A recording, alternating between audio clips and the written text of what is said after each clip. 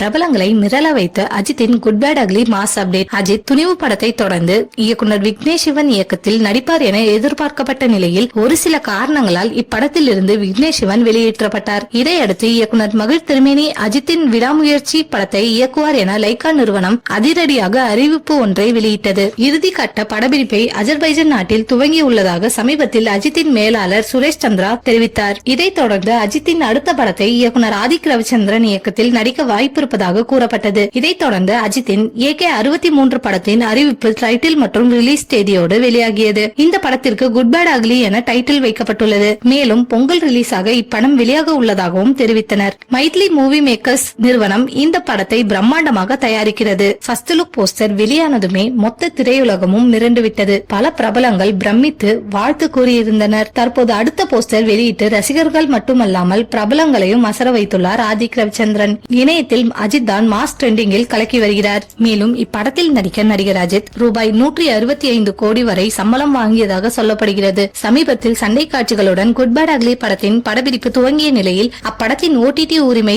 குறித்து சுவாரஸ்யமான தகவல் ஒன்று வெளியாகியுள்ளது. அதன்படி இப்படத்தை பிரபல OTT நிறுவனமான நெட்ஃபிளிக்ஸ் ரூபாய் 95 கோடி கொடுத்து வாங்கியுள்ளாராம். இதன் மூலம் படத்தின் பட்ஜெட்டில் 1/4 பங்கு படப்பிடிப்பின் போதே குட் பேட் அக்லி திரைப்படம் வசூல் செய்துவிட்டது என திரை வட்டாரத்தில் பேசப்படுகிறது.